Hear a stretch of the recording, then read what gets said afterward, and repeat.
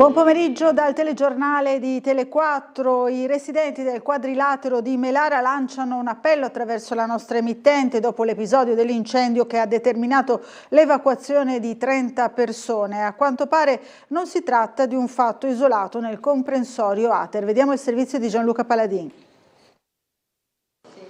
Daniela, voi siete stufi di incidenti come questo pare molto più grave delle solite marachelle che si vedono. Che cosa pensate a questo punto? Che appello volete lanciare? Vogliamo prima di tutto una responsabilità da parte anche dell'azienda, dell'Ater, che si faccia anche avanti per aiutarci, perché non è più possibile vivere così, però siamo stanchi, siamo stufi, io 2 notti che non dormo perché poi ti rivedi le scene.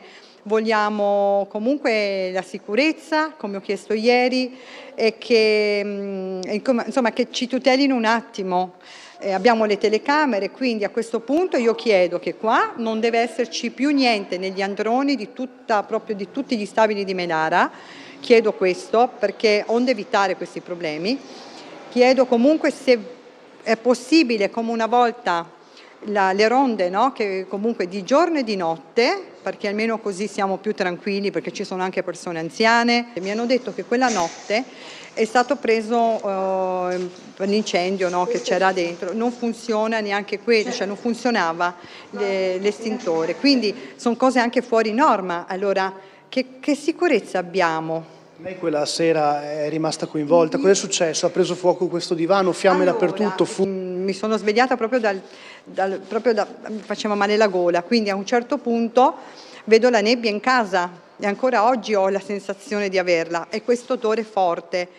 E poi ho capito che c'era veramente un grande problema, perché c'erano i pompieri sia da questa parte che ho visto dall'altra le luci blu, quindi ho detto oddio, sta succedendo qualcosa, ma non pensavo nel nostro portone, nell'androne. Cioè in quel momento tu ti vedi la tua vita in un attimo, che non sai più se vedrai la tua casa, perché può scoppiare tutto in un attimo. Dobbiamo mettere qualcosa, cioè di dire qua non si può più mettere niente. Una volta c'erano anche i bottini con la carta, la plastica, l'abbiamo fatti togliere perché anche là qualche marachella c'è stata e qualche piccolo incendio, ma questa volta è stato molto più grave di quello che si poteva pensare. E dopo l'incendio a Melara, il presidente dell'Ater, Daniele Mosetti, annuncia interventi già in corso per il ripristino dell'area colpita dalle fiamme e rilancia massima attenzione alla sicurezza. Vediamo il servizio di Bernardo Gulotta. 15-20 mila euro di danni, telecamere già al vaglio degli investigatori e squadre tecniche in azione da ieri mattina. È la risposta dell'Ater all'incendio scoppiato nella notte tra sabato e domenica nei civici 33 e 35 di Melara. A fare il punto è il presidente dell'Ater, Daniele Mosetti, che questa mattina ha chiarito l'entità dell'intervento in corso e le misure già avviate per ripristinare sicurezza e decoro. Il danno si attesta su qualche decina di migliaia di euro, siamo attorno ai 20 mila euro di danno. I tecnici prontamente sono intervenuti già ieri, sono intervenuti chiaramente nuovamente anche oggi. A poche ore dal rogo l'ente ha già inviato una ditta specializzata per le pulizie straordinarie, ma non solo, sono in programma interventi di restauro e ripristino delle parti danneggiate. Verrà inviata tra l'altro questa mattina una ditta incaricata per svolgere attività ovviamente di pulizie. E poi seguiranno chiaramente delle importanti attività anche di ripristino, di restauro e ovviamente anche di ripeturazione. Riguardo alla questione di sicurezza, Mosetti conferma che l'Ater è costantemente coinvolta in un monitoraggio di implementazione di soluzioni allo scopo di mitigare questo tipo di fenomeni. Le telecamere sono presenti e tra l'altro sono anche visibili. Quindi quello che viene fatto adesso è un'attività appunto di sbobinaggio, quindi l'Ater scarica le immagini che comunque saranno messe a disposizione su richiesta dell'autorità competente. Dopo le denunce dei residenti sul degrado e l'abbandono di rifiuti negli spazi comuni, il presidente Mosetti ricorda che Ater interviene regolarmente dove necessario. In tutto il patrimonio Ater accade una discreta fenomenologia che è quello appunto dell'abbandono dei rifiuti. L'azienda qualora lo ritenga e spesso lo ritiene, va a intervenire appunto con la rimozione del materiale abbandonato. L'episodio ha riacceso il tema della sicurezza percepita. Mosetti rassicura che si lavora in sinergia con le forze dell'ordine per tutelare gli inquilini. La sicurezza percepita è un tema molto, molto caro all'azienda e costantemente con l'autorità competente si cerca di intervenire prontamente. Vigili del fuoco al lavoro ieri anche a Muggia, dove è crollato un muro investendo un uomo che fortunatamente non è in pericolo di vita. Il servizio è realizzato ieri da Umberto Bosazzi. È stato trasportato all'ospedale di Cattinara l'uomo che a Muggia a metà mattina era rimasto incastrato dopo il crollo di un muro. Il 57enne, un agricoltore, non è in pericolo di vita. I vigili del fuoco, intervenuti in via Farnei con la squadra del distaccamento di Muggia e il supporto di una proveniente da Trieste, giunti sul posto hanno trovato l'uomo cosciente e collaborativo, gli arti inferiori bloccati dal crollo. Attraverso gli speciali cuscini di sollevamento in dotazione e quindi rimuovendo a mano i detriti, hanno liberato il malcapitato, che avrebbe provocato la caduta del muro rimuovendo inavvertitamente alcuni pali di legno che contribuivano a sostenere la struttura. Terminate le operazioni di soccorso, i vigili del fuoco hanno messo in sicurezza la zona, sul posto anche la Polizia di Stato. Parliamo ora sempre nell'ambito della cronaca di un incidente stradale tra uno scooter Honda SH e un ciclista a bordo di una bici da corsa a San Giacomo all'altezza della rotonda con via di Ponziana. I due veicoli sono venuti a contatto mentre procedevano entrambi in direzione di Campo San Giacomo. Il 65enne sportivo privo di casco è stato sbalzato a terra, ha subito un trauma cranico di entità seria. Il ciclista è stato soccorso dai sanitari di un'ambulanza sul posto intorno alle 10:45 ed è stato trasferito in codice giallo al pronto soccorso dell'ospedale di Cattinara. Sul posto anche 2 pattuglie della polizia locale per ricostruire la dinamica del sinistro e regolare il traffico. C'è stato anche un secondo incidente, credo ci siano anche le immagini, ma fra un attimo ci dovremo collegare proprio con la polizia locale per vedere qual è la situazione proprio del traffico in città, perché c'è stato un altro incidente, come dicevo, eccolo qui, all'altezza di via Giulia e ha coinvolto anche in questo caso uno scooterista che vediamo qui nell'immagine all'arrivo proprio dell'ambulanza del 118 a terra, appunto rovesciato, con lo scooter rovesciato a terra. Queste le immagini, stiamo cercando di acquisire delle informazioni su questo secondo incidente accaduto sempre questa mattina. Abbiamo visto appunto l'arrivo dell'ambulanza. Ora dovremmo collegarci con la sala operativa della polizia locale per vedere qual è la situazione. Chiediamo all'ispettore superiore Lionello Schilani anche magari informazioni proprio su questo altro incidente che ha coinvolto uno scooter. Buongiorno intanto. Sì, buongiorno a lei e a tutti i telespettatori.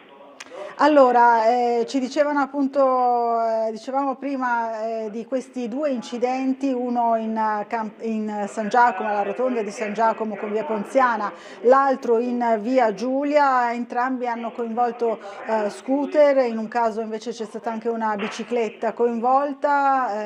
Cosa ci può dire di questi 2 incidenti? Ma diciamo che hanno creato dei particolari disagi sulla zona di via dell'Istria, Campo San Giacomo il primo, quello coinvolto il ciclista, intorno alle 10:40. Non ho notizie di gravità, è rimasto ferito, e a Cattinara, ma per fortuna non ho notizie che abbia riportato lesioni serie. Quello di via Giulia 62 è avvenuto intorno alle 8:45, anche qui ha creato delle ripercussioni su entrambe le direttrici della via Giulia, qui automoto. Ma non ho anche qui particolari notizie sulla gravità del ferito, almeno quello che mi hanno riferito le pattuglie che erano sul posto per i rilievi, per regolare la viabilità. Bene. Attualmente questi 2 incidenti sono risolti, il traffico adesso è regolare in queste direttrici. Anche sul resto della città la viabilità è regolare, abbastanza scorrevole. Per quanto riguarda manifestazioni, quelle stamattina già citate nel primo collegamento si sono svolte regolarmente, quella di via Streller è in fase di ultimazione al Teatro Rossetti, quindi non ha creato chiusure della via Streller o della zona di via Crispi e via 20 settembre, un po' qualche piccolo orientamento sulla via Rossetti adesso che sta ultimando il deflusso dei partecipanti. Per quanto riguarda i lavori devo segnalare, come già detto questa mattina, via Gambini tra la via Manzoni e la via Conti verrà chiusa per dei lavori a Cegas, la via Pellegrini, che siamo tra via Marchesetti, anche qui per lavori a Cegas si avrà la chiusura dell'arteria, la via Gambini più centrale, quindi andrà a interessare di più il centro cittadino e può avere delle ripercussioni, via Pellegrini più periferica. Inoltre da oggi e anche nei prossimi giorni avrò anche dei scavi con dei lavori a Cegas lungo con la chiusura della via San Martino e della via Marsala. Sono delle laterali di via Felluga, dove appunto all'intersezione con queste vie, appunto ripeto, oltre alla chiusura di queste vie, si avrà un senso unico alternato sulla via Felluga regolato da movieri della Cegas in orario di lavoro, invece le chiusure perdureranno H24, esclusi i frontisti. E dopo, ultima cosa, ho la nota per tutta la settimana che riguarda naturalmente il rifacimento della segnaletica orizzontale in orario notturno.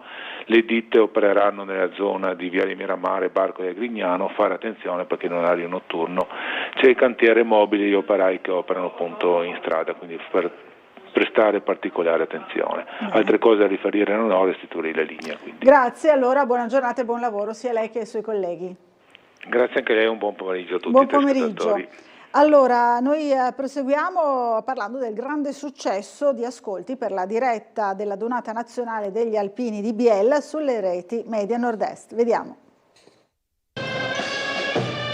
230.000 telespettatori hanno seguito le reti Media Nord-Est in Friuli Venezia Giulia nella Domenica degli Alpini. Un altro record storico per le nostre emittenti, da sempre pronte a mettersi al servizio dei cittadini in occasione dei grandi eventi. Dentro a questo grande risultato va rimarcato pure il dato degli oltre 150.000 che hanno seguito la sola sfilata delle penne nere, che ha visto in passerella, uno dopo l'altro, 100.000 alpini per la Donata Nazionale fra i viali del centro storico di Biella. Tra questi 20.000 provenienti dalle sezioni del Nord-Est e 5.000 da quelle storiche della nostra regione, da Trieste a Udine, da Cividale del Friuli a Pordenone, da Gorizia a Gemona, sino a tutte le altre in rappresentanza anche di Carnia e Bassa Friulana. Su Tele4 una diretta ininterrotta, sempre connessi sin dalle prime ore del mattino, una giornata intera per seguire la fiumana di penne nere che si sono date appuntamento a Biella per l'annuale momento di festa, occasione per condividere ricordi, convivialità scanzonata ed amore incondizionato per un riparto storico dell'esercito italiano che porta avanti i valori di sempre. Su TV12 invece una giornata in cui alla Donata Nazionale si è alternato il grande calcio di Serie A nel solco di una programmazione che in ogni territorio offre i contenuti a cui i nostri amici telespettatori tengono di più. Un momento speciale come sempre quello della Donata Nazionale degli Alpini, ospitata in passato per 6 volte a Trieste, 5 a Udine e nel 2014 anche a Pordenone. La Donata del 2026, per la quale vi è stato già il passaggio della stecca, si terrà a Genova e il gruppo Media Nord-Est ancora una volta sarà in diretta per voi.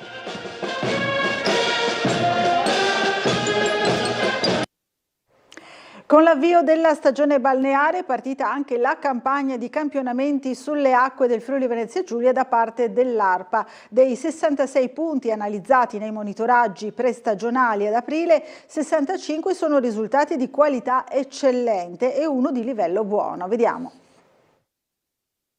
Abbiamo classificato l'anno scorso le acque, siamo migliorati rispetto all'anno precedente, abbiamo tutti i punti eccellenti, ad esclusione di uno che è buono.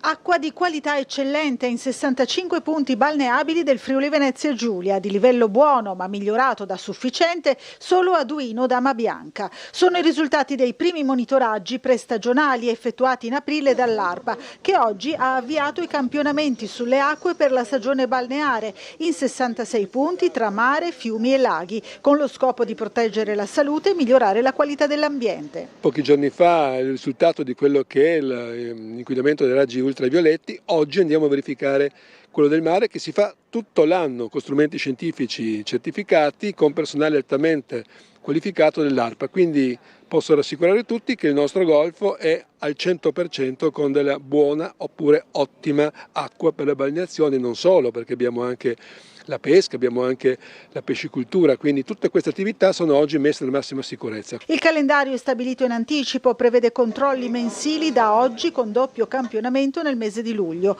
Oltre alla valutazione dei parametri microbiologici, Escherichia coli e enterococchi, viene svolto un monitoraggio specifico sulle microalghe che potrebbero avere implicazioni igienico-sanitarie.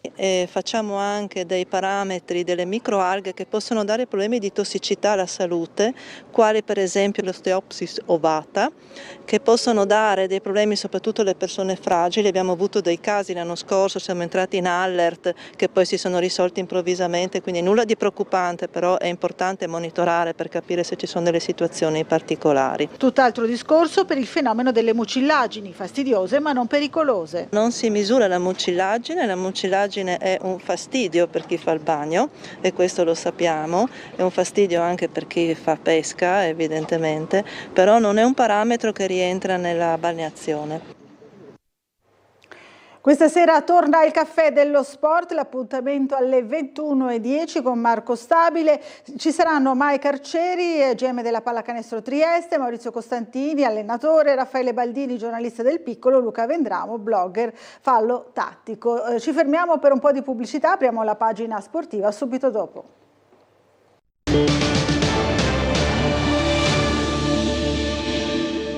Allora, apriamo la pagina sportiva. La Pallacanestro Trieste ha battuto Sassari per 92-76 nell'ultima giornata di regular season, conquistando il 6° posto in classifica e la qualificazione alla Basketball Champions League. Vediamo.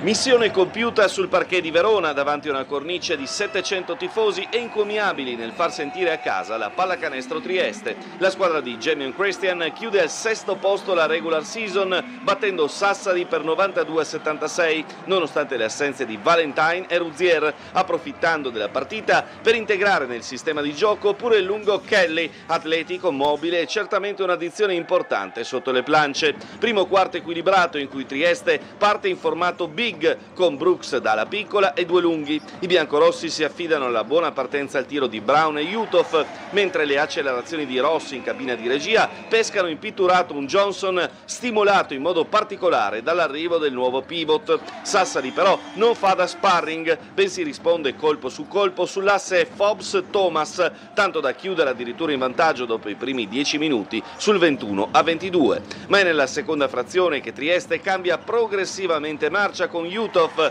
che guida l'attacco, triple e solidità per l'uomo di Cedar Rapids, mentre Brown con 6 assist in un amen chiuderà un soffio della tripla doppia, si cala pure nel ruolo di playmaker, vista l'assenza di Ruzier e la necessità di far rifiatare Ross, ma sono un po' tutti a entrare in ritmo, da Candussi all'esordiente Kelly, sino a un produttivo Capitan De Angeli che infila 5 punti in serie, condendo il parziale di quarto emblematico 28-15 che frutta il rotondo più 12 di metà partita. I biancorossi tirano col 40% da 3 contro il 16 degli avversari e crescono anche in difesa. Brooks apre la ripresa con una tripla, ma Fobbs, Benzius e Weber reagiscono d'orgoglio con un parziale di 12-5 che costringe Christian al timeout. I triestini tornano ad affidarsi alla classe di Brown che con 2 triple ravvicinate risponde agli ospiti che toccano il -3. L'ulteriore conclusione pesante di Jutov riporta i biancorossi a 9 lunghezze di margine. La nuova accelerazione di Ross, sostenuta dal sistema con doppio lungo in campo, paga dividendi. Fra i voli a canestro di Kelly e l'intraprendenza di Candussi si va a toccare il più 14 al 30°. Nell'ultimo quarto si gioca ormai sul velluto, con i biancorossi a scollinare in breve i 20 e più punti di margine contro una Sassari che, al netto degli strali di coach Bulleri, non sembra più intenzionata a opporre particolare resistenza. A chiudere è Obliubek con un reverse d'applausi per il giovane playmaker triestino. Ora è tempo di ricaricare le batterie e recuperare gli infortunati in vista della battaglia playoff. Intanto però la Basketball Champions League nella prossima stagione è già una certezza.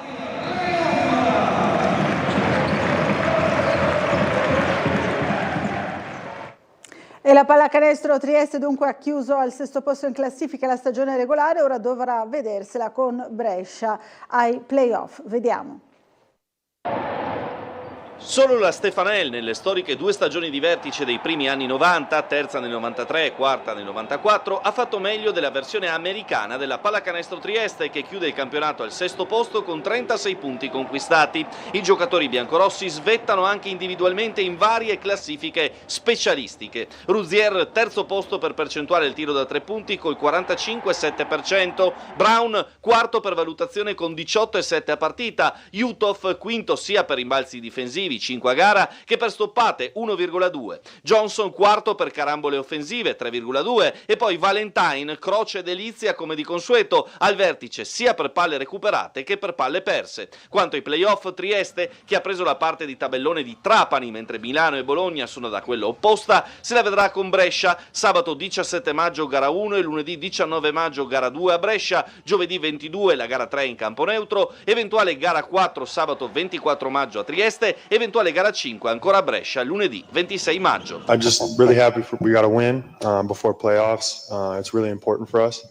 Molto contento di questa vittoria, l'ultima prima dei playoff, anche tutta la squadra è molto contenta. Really gets our energy going before playoffs. It's really important for us to have our energy and have our positivity at the highest level going into playoffs so that we all play at our best. Ci aiuta veramente ad avere energia e positività entrando nei playoff, tutta la squadra sente questo ed è ottimo entrare ai playoff sempre con la carica di una vittoria.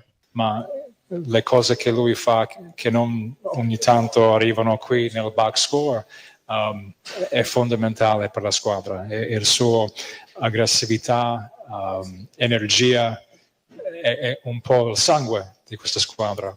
Quanto all'accoppiamento con Brescia, squadra che ha nel totem Miro Bilan il proprio maggiore pericolo, sarà interessante capire se l'aggiustamento fatto dal GM Arcieri con l'acquisto di Kelly e la possibilità di schierare il quintetto più lungo, come già provato con Sassari, e un'eventuale staffetta difensiva sul pivot croato possa pagare dividendi. Having a bigger lineup in can really throw teams off, especially when throughout the season we've gone small in certain situations. So I think that would throw a lot of teams off, seeing Trieste going big at moments.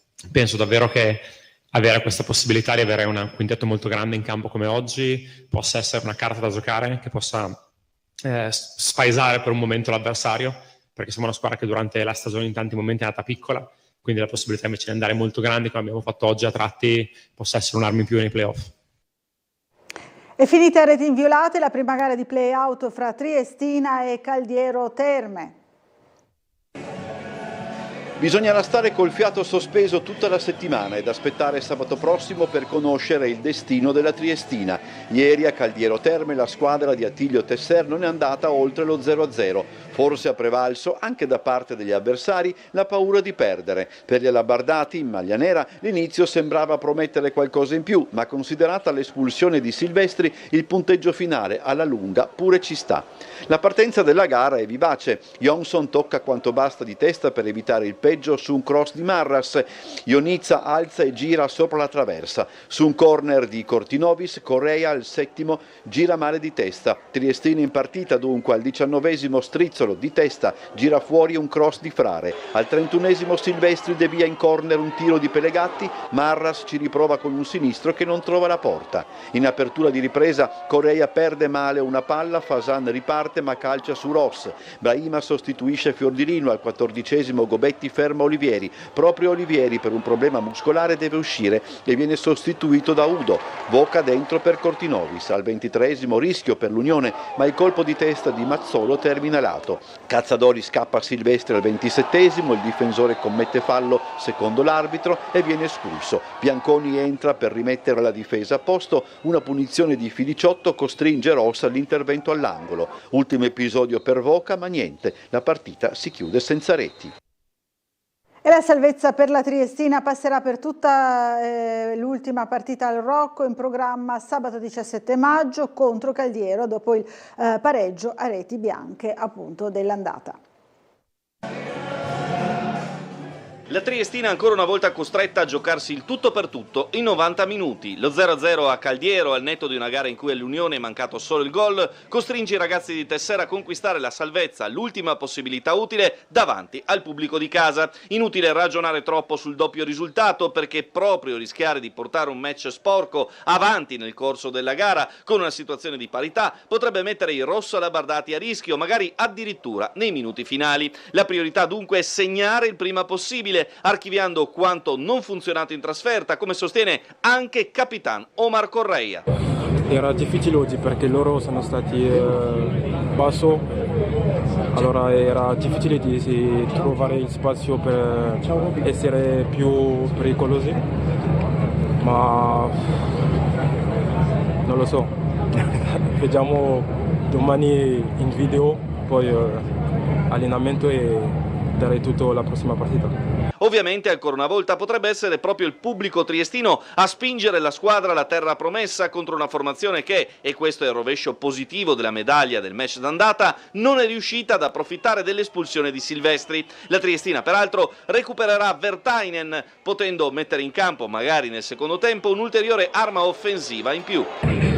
Penso che abbiamo dato tutto sul campo, abbiamo fatto una buona prestazione e per me manca solo il gol, loro hanno fatto penso 2-3 tiri in porta, allora dobbiamo continuare così e stare uniti e vincere. È tutto per questa edizione, ci rivediamo alle 19:30, grazie dell'attenzione e buon proseguimento di giornata.